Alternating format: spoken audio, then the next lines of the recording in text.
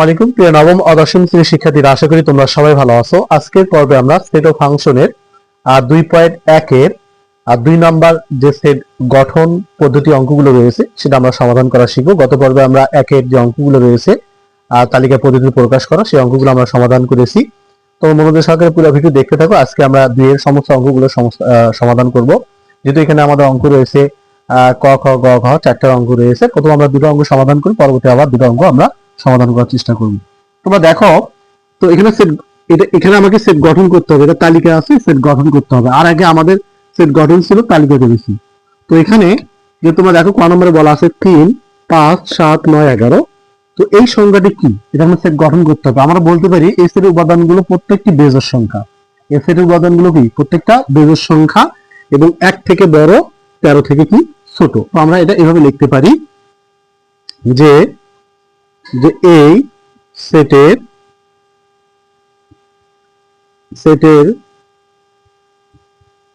উপাদানগুলো প্রত্যেকটি বেজোড় সংখ্যা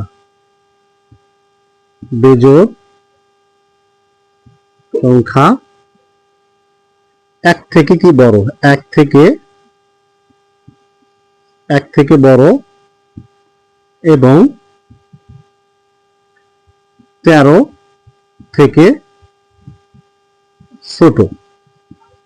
তো এটা আমরা বাংলাটা লিখলাম, ঠিক আছে। এখন আমরা এটা যেভাবে লিখবো তাহলে লিখতে পারি, যেহেতু একটা স্বাভাবিক সংখ্যা 3 5 7 9 এটা স্বাভাবিক সংখ্যা, লিখতে পারি x এলিমেন্ট অফ n যেন, তো এখানে লিখতে পারি x কি সংখ্যা, বেজোড় সংখ্যা, ঠিক আছে, 1 থেকে বড় আবার 13 থেকে ছোট। তো এই অঙ্কটি আমরা 4টা অ্যান্সার লিখতে পারি। তো তোমরা এটা লিখবা 1 থেকে বড় এবং 13 থেকে ছোট, এভাবে লিখতে পারো। 3 থেকে বড় বা সমান, 11 থেকে ছোট বা সমান, এভাবে তোমরা লিখতে পারো। তো আশা করি বুঝতে পারছো, এটা হচ্ছে আমাদের ক নম্বর অ্যান্সার। তো এখন আমরা খ নম্বর অঙ্কটি সমাধান করব। তো এখন দেখো, এই যে খ শ্রেণীর যে উপাদানগুলো রয়েছে এগুলো প্রত্যেকটা কিন্তু 36 এর গুণনীয়ক। প্রত্যেকটা কি 36 এর গুণনীয়ক। তাহলে দেখো এখানে এই যে 1 কিন্তু 36 এর মধ্যে ভাগ যায়, 2 যায়, 3 যাবে, তারপরে 4 যাবে, 6 যাবে, 9 যাবে, 12 যাবে, 18 যাবে, এবং প্রত্যেকটা সংখ্যাগুলো কিন্তু 36 এর মধ্যে বিভাজ্য। তো আমরা লিখতে পারি যে এই সেটের উপাদানগুলো, এই সেটের উপাদানগুলো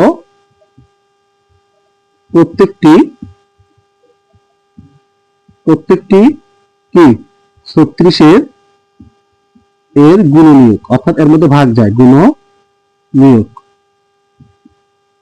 তো এটা আমরা যেভাবে সেট গঠন করব, দ্বিতীয় স্বাভাবিক সংখ্যা, তো আমরা লিখতে পারি x এলিমেন্ট অফ n, তাহলে লিখতে পারি x, 36 এর গুণনীয়ক। আমরা সেকেন্ড ব্র্যাকেট ক্লোজ করব। এটি আমাদের প্রশ্নের সঠিক অ্যান্সার। তো আশা করি তোমরা বুঝতে পারছো। এখন আমরা গ এবং ঘ এই দুটো অঙ্ক সমাধান করব। তোমরা কন্টিনিউ ভিডিও দেখতে থাকো। তো এখন আমরা গ নম্বর অঙ্কটি সমাধান করব। তোমরা দেখতে পাচ্ছ এখানে আছে, দেখো 4 8 12 16 20 24 28 32 36 40। তাহলে এই সেটের উপাদানগুলো কিন্তু প্রত্যেকটা তোমাদের 4 এর গুণিতক, 4 এর ঘরে নামাতা। 4 এর ক্ষেত্রে 4 2 3 4 12 4 4 16 4 5 20 4 4 24, এভাবে কি হচ্ছে, এটা 4 এর গুণিতক, 4 এর ঘরে নামতা। তো এটা আমরা এভাবে লিখতে পারি যে x এলিমেন্ট অফ n যেটা একটা স্বাভাবিক সংখ্যা, তাহলে লিখতে পারি x 4 এর কি গুণিতক, অর্থাৎ 4 এর ঘরে নামতা, গুণিতক করে আমরা এভাবে লিখতে পারি যে x, এই যে দেখো 40 থেকে ছোট বা সমান, 40 থেকে ছোট বা সমান। তো এটা হচ্ছে আমাদের প্রশ্নের সঠিক অ্যান্সার। তোমরা বাংলাটা লিখতে পারো যে এস এর গুণগুলো প্রত্যেকটা 4 এর গুণিতক, 40 থেকে ছোট, 40 থেকে কি ছোট। তুমি এভাবে এই বাংলাটা তুমি এখানে লিখতে পারো। আর মেইন অ্যান্সারটা হচ্ছে এটা, x element of n such that x, অর্থাৎ 4 এর গুণিতক 40 থেকে, x এর মান কি 40 থেকে ছোট বা সমান। তো আশা করি বুঝতে পারছো। এখন আমরা ঘ নম্বর অঙ্কটি সমাধান করব। যেহেতু তালিকা রয়েছে, এটা আমরা কি করতে পারি, এই অঙ্কটা দেখো তোমরা এখানে +-4 আছে, +-5 আছে, +-6 আছে। তাহলে এই সেটের উপাদানগুলো তোমরা খেয়াল করো, একটা পূর্ণ সংখ্যা। এই সেটের উপাদানগুলো কি প্রত্যেকটা একটা পূর্ণ সংখ্যা, কারণ আমরা জানি পূর্ণ সংখ্যা কাকে বলে, যে ধনাত্মক ঋণাত্মক অখণ্ড শূন্য সহ সকল ধনাত্মক ঋণাত্মক অখণ্ড সংখ্যাকে আমরা পূর্ণ সংখ্যা বলতে পারি। যেহেতু এখানে প্লাস মাইনাস রয়েছে, তো এটা আমরা এইভাবে লিখতে পারি যে এস এর উপাদানগুলো এই সেটের উপাদানগুলো কি পূর্ণ সংখ্যা। তো এখন কথা হচ্ছে এটাকে যদি বর্গ করা যায়, তাহলে এর বর্গ তাহলে আমাদের লিখতে পারি 16 অপেক্ষা বড় বা সমান, এবং যদি কিউব করা যায় অর্থাৎ ঘন করা যায় তাহলে হবে 6 কে যদি ঘন করি তাহলে 216 অপেক্ষা ছোট বা সমান। তো আসলে এইটুকু তুমি বুঝতে পারছো। তো এখন তুমি এটাকে স্কয়ার করে দেখতে পারো, প্লাস মাইনাস 4 কে স্কয়ার করে দেখো, এটা 4 কত হবে 16 হবে। আর প্লাস মাইনাস 6 কে যদি কিউব করো তাহলে এখানে হবে প্লাস মাইনাস কি হবে 216। তাহলে কি হচ্ছে আমাদের মানে অর্থাৎ 216 বলতে এখানে আমরা যদি এটা কিউব করা যায় তাহলে এখানে 216 প্লাস মাইনাস অর্থাৎ 216 অপেক্ষা ছোট বা সমান। তো এটা আমরা যেভাবে আমরা সেট গঠন করব, তাই এখানে লিখবো x এলিমেন্ট অফ z, আমরা z লিখবো যেন যদি বর্গ করা যায় অর্থাৎ এটা বর্গ করা যায় 16 অপেক্ষা বড় বা সমান, এবং যদি কিউব করা যায় তাহলে 216 অপেক্ষা ছোট বা সমান। তো এটা আমরা এইভাবে লিখতে পারি।